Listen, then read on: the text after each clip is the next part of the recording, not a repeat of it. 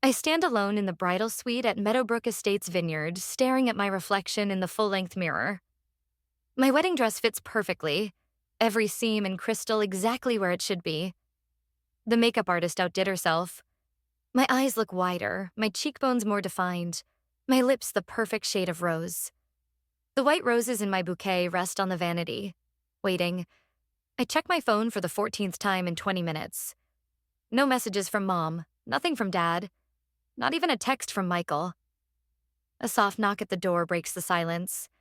Patricia, the wedding planner, pokes her head in, her practiced smile barely hiding her concern. "It's time, Victoria. Are you ready?"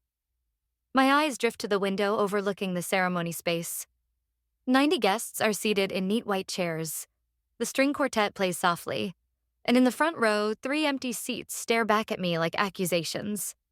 They're not coming, are they? My voice trembles despite my best efforts. Patricia's smile falters. "There's still time," she says, but we both know it's a lie. I take a deep breath and smooth the silk of my gown. Let's go. The doors to the garden open, and 90 heads turn to watch me walk alone down the aisle. I feel their sympathetic gazes like physical touches, little pats of pity that make my skin crawl. Some whisper behind cupped hands. Others offer encouraging smiles that only make the hollow feeling in my chest expand. My focus narrows to James waiting at the altar, his eyes steady on mine.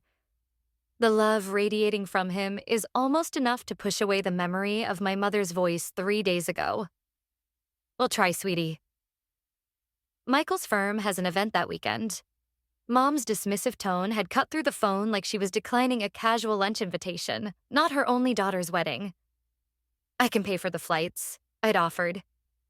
Desperation clawing at my throat. "The hotel. Anything. Please, Mom." In the background, Dad's voice had drifted through. "Tell her we're busy." Now, placing one foot in front of the other, I force myself to breathe. In. Out. One step. Another step. I will not cry. I will not give them satisfaction, even in their absence. When I reach James, he takes my hands in his. His fingers are warm, solid, real. "I'm here," he whispers, too low for anyone else to hear. "We're enough?" For a moment, I'm 8 years old again, standing in our living room while Mom and Dad fuss over Michael's debate trophy. They position it carefully on the mantel, step back to admire it from different angles, take photos to send to relatives. My dance recital certificate sits forgotten in a kitchen drawer. I'd shown it to them earlier that day, pride bubbling up as I explained how the instructor said I had exceptional talent. Mom had glanced at it and said, "That's nice, honey," before turning back to the dinner she was preparing. Later, Dad had ruffled my hair absently. "Michael needs more support. He's going places." He'd explained when I asked why they went to all his events but missed my recital. "You understand, don't you, Victoria?" Victoria. "And Mom, never missing an opportunity. Why can't you be more like your brother?" He focuses on what matters. I'd tried harder after that. Academic awards, college scholarships, business success. Each achievement, a desperate attempt to turn their heads in my direction. Each one noted with distracted acknowledgement, if acknowledged at all. The ceremony continues around me. I say my vows, my voice growing stronger with each promise. "I choose a future based on seeing each other clearly," I tell James. The words carrying more weight than anyone, but he understands. When the officiant pronounces us husband and wife, James's mother envelops me in a warm embrace. "You're one of us now, dear," she whispers, and something tight in my chest loosens just a fraction. The photographer captures us on the dance floor, James twirling me under the string lights. His cousins join us, forming a circle of laughter and music. For moments at a time, I forget about the family-shaped hole in my celebration. I forget about the phone I checked too many times. I forget about the explanations I've given to curious guests. At the reception, Sarah, my college roommate, raises her glass. "To finding the family who deserves you," she says, her eyes holding mine with fierce loyalty. A murmur of agreement ripples through the crowd. The truth of her words hits me like a physical blow. All these years, I've been invisible to the people who should have seen me most clearly. I've been chasing approval from those who never intended to give it. When the celebration quiets for a moment, I slip away to check my phone one last time. No missed calls, no messages, not even a token congratulations. James finds me there, staring at the blank screen. They missed something beautiful today, he says, wrapping an arm around my waist. I look up at him, at the man who has never once made me feel like I needed to earn his attention. I think of his family, who welcomed me without reservation. I think of friends who traveled across the country to stand beside me. I set the phone down. Their choice, I say, feeling lighter than I have in years, not my burden. And for the first time, I almost believe it. 2 years later, I lean back in my ergonomic chair, staring at the computer screen. Acquisition of Stellar Design Studios, finalized at $24 million. 2 years of negotiation, 5 years of building from scratch, and now validation in the form of 8 figures. My office door bursts open as my team floods in with bottles of champagne and plastic flutes. To Victoria, Rebecca, my creative director, raises her glass. The woman who built something from nothing while certain people weren't looking. I smile, clinking glasses with 12 people who actually showed up for me, unlike my family. We're celebrating when my phone buzzes, a notification from Instagram. Michael posting about his twins' private school fundraiser. I shouldn't look. I do anyway. There they are. Mom and Dad flanking Michael and his wife Suzanne. Their identical daughters in matching plaid uniforms. The caption reads, "Family tradition continues. 3rd generation at Ashford Academy." Dad's arm is draped around Michael's shoulder, Mom beaming at her granddaughters. I swipe through more photos. Michael's family vacation to Hawaii last month. The holiday gathering I wasn't invited to. Dad's retirement party. In each one, they look like the perfect American family minus one daughter. What's more telling than the photos is what they represent. The vacation rental in Maui costs at least $5,000 per week. Ashford Academy runs $30,000 per year per child. Michael's house in the background of several shots sits in a neighborhood where nothing sells for under $2 million. All funded by my parents' retirement savings and family investments, according to the gossip from distant cousins who occasionally remember I exist. Victoria? Rebecca touches my arm. We lost you for a minute. I lock my phone screen. Just checking messages. Where were we? The celebration continues around me, but I'm mentally calculating. Michael's law firm is moderately successful, but nowhere near the level that would support his lifestyle. My parents have been quietly propping him up for years, depleting their retirement to maintain his image. Meanwhile, my $24 million acquisition doesn't warrant so much as a text message. After the team leaves, I scroll through my parents' social media. Hundreds of posts about Michael's accomplishments, the twins' milestones, family gatherings. My existence is limited to a single birthday wish last year, a generic happy birthday. Victoria, without even a photo. I close my laptop and make a decision. The next morning, I call my financial advisor. I want to complete the purchase of the Mercedes-AMG Coupe today. I want it in midnight blue. 3 hours later, I'm signing paperwork for a $165,000 car. It's extravagant, unnecessary, and exactly what I want. Not because I need my family's approval, but because I never needed their money. Back home, I take a single photo of the car in my driveway, the afternoon sun gleaming off its metallic finish. I post it to Instagram with a simple caption, "Dreams realized." For 3 days, nothing. Then on Wednesday afternoon, my phone lights up with a name I haven't seen in 5 years. Mom calling. My stomach tightens as I answer. Hello? Victoria. Mom's voice carries that particular blend of authority and urgency she reserves for family crises. We need to talk. Family meeting tomorrow. Family meeting, I repeat, hearing the disbelief in my voice. After 5 years of silence, you're calling about a family meeting? This is important. She pauses, and I hear Dad's voice in the background. Tell her it's important, he says, as though I can't hear him. What's important? I ask. My wedding wasn't important. My business wasn't important. What exactly matters now? Mom's voice tightens. It's complicated. Financial issues. We need to discuss it as a family. Of course. They saw the car. They know about the acquisition. Now suddenly, I'm family again. Tomorrow at 2, I say, before hanging up. The next morning, I slide into my new Mercedes, the leather seat cool against my back. The drive to my childhood home takes 40 minutes. Time enough to remember birthdays celebrated without me, achievements unacknowledged, holidays spent alone while they gathered without me. I park in the circular driveway, my midnight blue Mercedes looking starkly modern against their traditional colonial. For a moment, I sit there, hands gripping the steering wheel. The last time I stood on that porch was 6 years ago, when I'd announced my engagement to James. Mom had nodded politely while Dad checked his watch repeatedly, clearly waiting for me to leave. They've never needed me before. Why now? My phone buzzes with a text from James. Remember who you are, call me if you need extraction. I smile despite myself. Another notification appears, an email from Patricia Blake, the investor who believed in stellar design when no one else would. Your worth isn't measured by those who couldn't see it. A final alert. My assistant confirming tomorrow's meetings. Don't let them take too much time. You have the production review at 4. I take a deep breath, remembering my therapist's words from last week's session. Boundaries aren't punishments, they're protection. I straighten my shoulders and step out of the car. Before I can knock, the front door swings open. Mom and Dad stand there, their expressions shifting from annoyance to shock as they take in the Mercedes behind me. You've done well for yourself, Dad says. Not hello. Not I've missed you, just an assessment of my financial worth. Yes, I reply simply. No hugs, no warmth. They lead me to the dining room table where Michael and Suzanne already sit, their faces a steady and calculated concern. Victoria. Michael nods, as though we spoke last week instead of 5 years ago.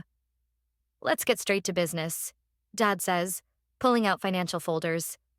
I remain standing, my purse strapped tight in my grip, the only outward sign of the turmoil beneath my calm exterior. No. First, I'd like to know why I'm suddenly important enough to include in family discussions after being excluded from everything else for years. Mom and Dad exchange glances. Michael shifts uncomfortably. We can discuss that later, Mom says, her voice slipping into the dismissive tone I know too well. We have more pressing matters now. I'm not in a rush, I reply, still standing. And I'm not interested in being convenient family only when you need something. For the first time in my adult life, I see uncertainty flicker across my father's face. In this moment, I understand they need me now. And for once, I have the power to decide what happens next. The dining room of my childhood home feels smaller than I remember. Richard sits at the head of the table, hands folded like he's presiding over a board meeting rather than a family crisis. Eleanor perches beside him, her posture perfect despite the worry lines creasing her forehead. Across from me, Michael slumps in his chair, his designer shirt wrinkled at the cuffs. Suzanne sits beside him, a leather photo album open on her lap. It's foreclosure, Victoria. Richard's voice is firm but carries an unfamiliar tremor. Michael's mortgage is 3 months behind. The twins' private school tuition is unpaid for this semester. I say nothing, letting the silence stretch. 2 years of no contact, and this is what brings us together. You need to help your brother. Richard slides a document across the polished oak table. Loan paperwork, already filled out. The presumption steals my breath. Think about your niece and nephew. Eleanor's voice catches, a practiced hitch that once would have sent me scrambling to please her. They're just children. They shouldn't suffer because of financial difficulties. Michael leans forward, eyes narrowed. We're family, that's what family does. When one of us succeeds, we help the others. Suzanne flips the album open wider, pushing it toward me. They ask about Aunt Victoria all the time. She points to photos of children I barely recognize, their faces shining at a birthday party I wasn't invited to attend. Madison wants to know why you never visit. Richard clears his throat. We've done everything we could. Our retirement fund is... He trails off, exchanging a look with Eleanor. We've been supporting them as best we can. The implication hangs in the air between us. My success means I owe them. My independence is selfish in the face of family need. I close the photo album and slide it back across the table. Where were you at my wedding? The question falls from my lips with surprising calm. Michael blinks. What? My wedding. 2 years ago. Where were you? Eleanor's hand flutters to her throat. We were busy. Michael had that event with his firm. It wasn't convenient, Richard adds, as if commenting on a missed dinner party. I nod slowly, feeling something crystallize inside me. And yet here you are now, because you saw the Mercedes on Instagram. You only contacted me because you saw the car. Michael's face flushes. That's not fair, isn't it? I sit straighter, feeling the power of my financial independence in my spine. Where there once was anxious curve, there's steel. I built everything alone. Every scholarship, every client, every late night. Where were any of you? Richard's eyes narrow. What's that got to do with the current situation? Everything. I fold my hands on the table, mirroring his posture. I'm listening. Tell me why I should write a check today. Michael slams his hand on the table. You always had to prove something. Always showing off how smart you were, how creative, how special. Some of us were just trying to live normal lives. Richard's hand settles on Michael's shoulder. Your brother had more potential. We had to nurture that. You were always so independent. We're still your parents. Eleanor whispers, tears gathering in her eyes. Despite everything, you were parents in title only. My voice remains steady, surprising even myself. You missed my high school graduation. You missed my college scholarship ceremony. You missed the launch of my company. You missed my wedding. I tap the table with each missed milestone. You missed my life. And now you want to share in what that life has built.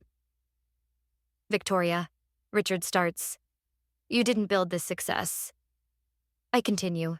You don't get to share it. My phone vibrates in my pocket. I glance down to see James's message. You okay? Meeting running long. The sight of his name brings back Patricia Blake's words when she invested in my startup. You don't need approval from anyone who can't see your light. I think of my team at Stellar Design, their faces shining as we toasted the acquisition. People who chose to see me, to support me, to believe in what I could build. In my briefcase rests the contract for the foundation funding, signed by the board last Tuesday. People who trust me with purpose, not just money. Richard slides the loan paperwork closer to me. We're only asking for what's reasonable. Family helps family. The interest rate is quite fair. Eleanor adds, as if offering a favor. Michael's smirk returns. Confident now. Blood is thicker than water, Vicky. I stand slowly, deliberately. The motion draws their eyes, their bodies leaning forward expectantly. I reach for my briefcase and set it on the table with a soft thud. I've made a different decision, I say. Michael's eyes fix on my hands as I unlatch the briefcase. Richard shifts forward in his chair. Eleanor's fingers twist the napkin in her lap. Instead of a checkbook, I withdraw a single document and place it on the table. This is the announcement for the Ashton Creative Scholarship Foundation. $18 million to create opportunities for young women in digital arts and design. I smooth the paper with my fingertips. The press release goes out tomorrow morning. 18 million? Michael chokes out the number. Named after Miss Ashton, my high school design teacher. The woman who attended my portfolio exhibitions when my family was too busy. The money is legally protected in a foundation trust. The board approved the allocation last week. Silence falls like concrete across the table. I'm helping girls who never got the applause I didn't get, I say, gathering my belongings. That's what family means to me. Michael's face contorts, veins standing out on his forehead. You're wasting it on strangers, on nobody girls who deserve better than what I got.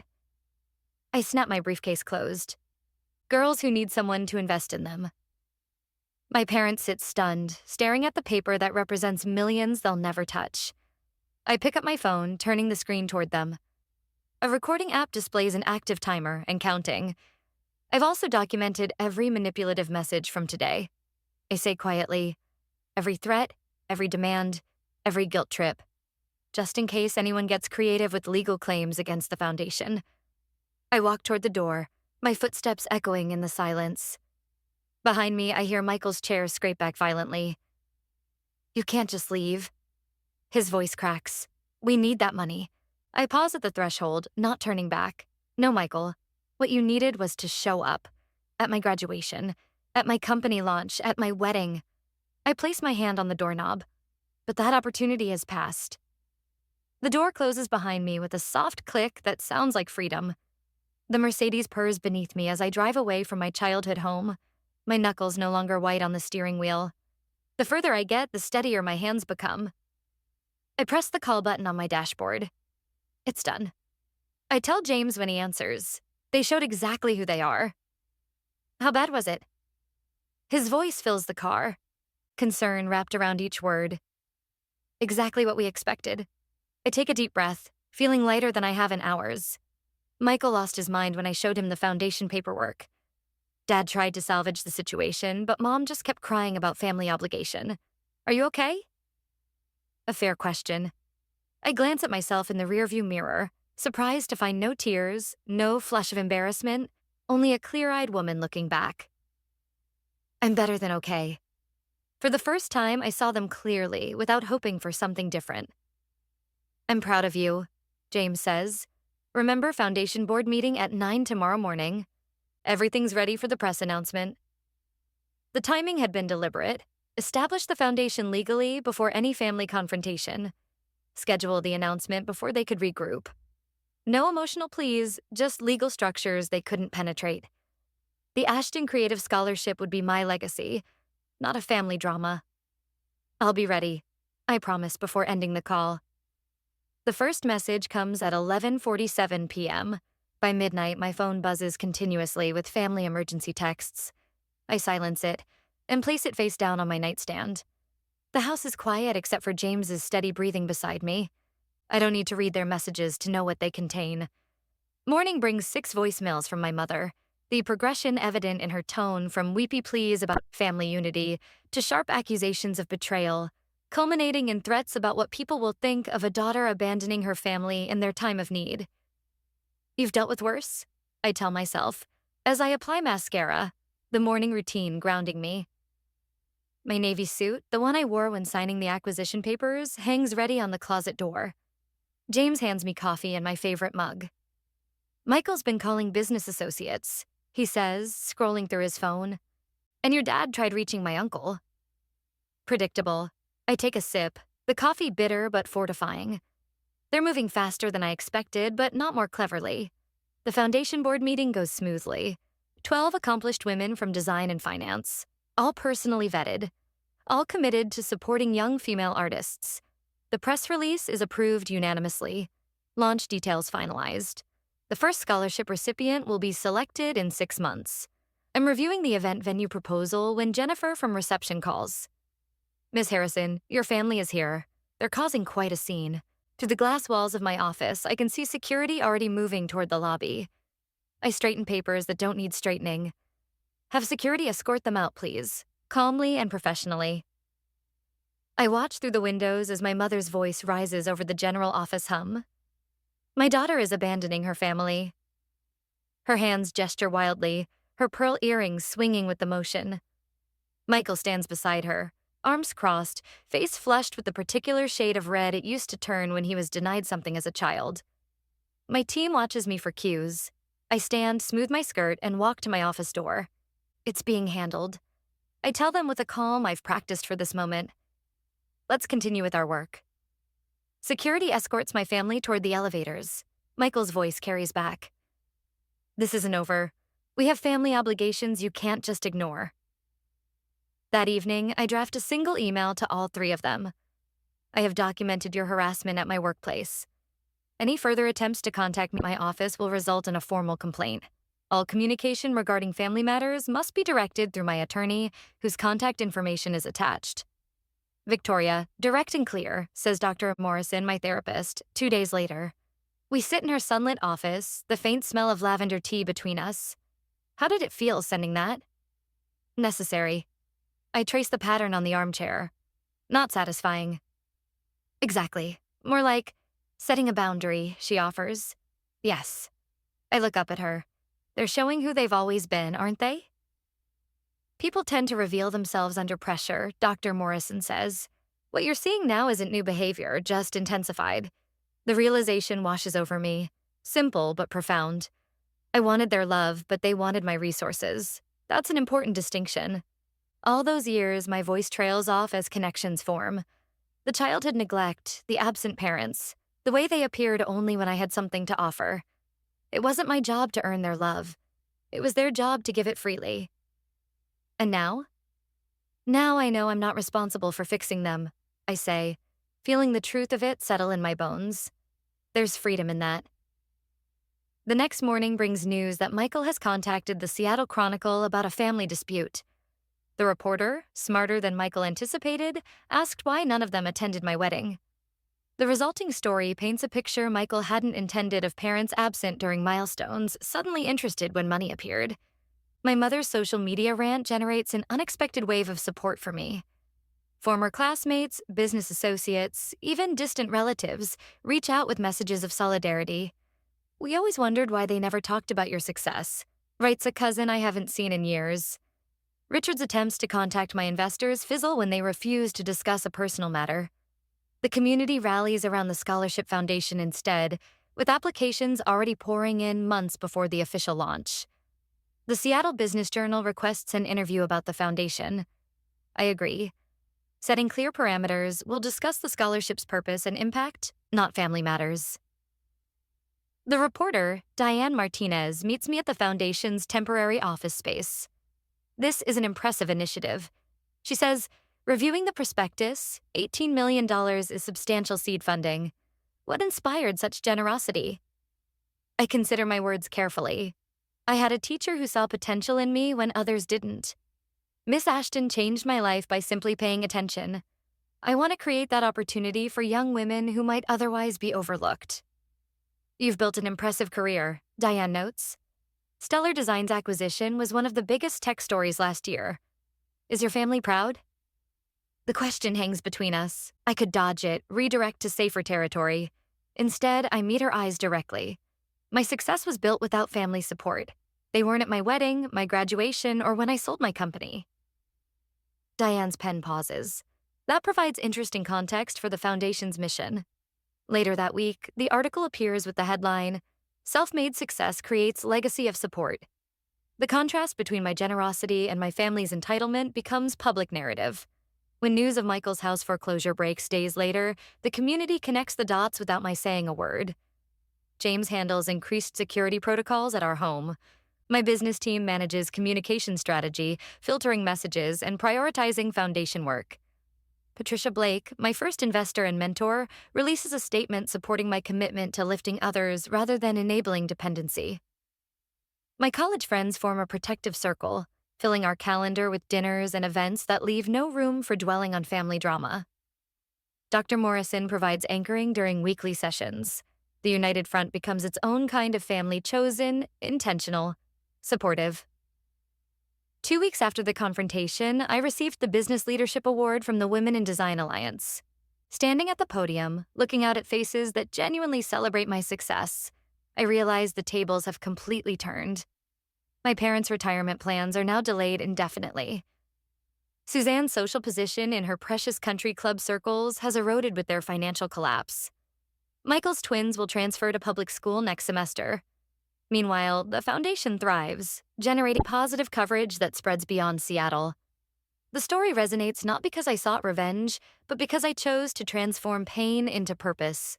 The scholarship committee has selected 3 finalists for the first award. Jennifer tells me, placing the portfolios on my desk. They'd like your input by Friday. I open the first file and begin reviewing the work of a young woman whose teacher noticed her talent when no one else did. The circle completes itself, healing through action rather than looking backward. Family defined by what it does, not what it claims to be. For the first time in my life, I feel truly seen. In weeks to follow, I deleted the 4th voicemail from Aunt Teresa without listening past her plea of, "Everyone misses you, Victoria." The Thanksgiving invitation sits in my email inbox. Its subject line, "Family needs to be together." A transparent attempt at manipulation.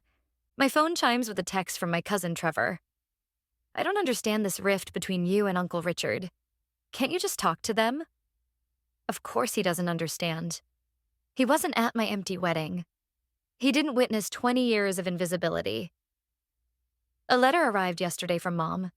The elegant handwriting unmistakably hers. "We always believed in you. she wrote, as if rewriting our entire history. The envelope sits half-burned in my fireplace, its edges curled and blackened like the lies it contains. Dad called my office directly last week. "We need to clear the air," he said, his voice lacking any acknowledgement of what they'd done.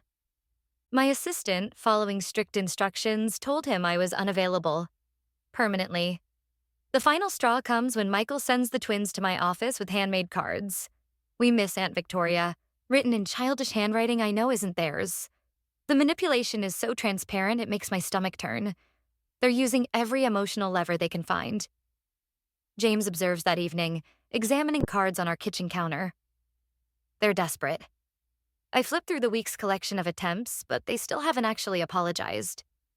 The family attorney calls next, his voice professionally neutral.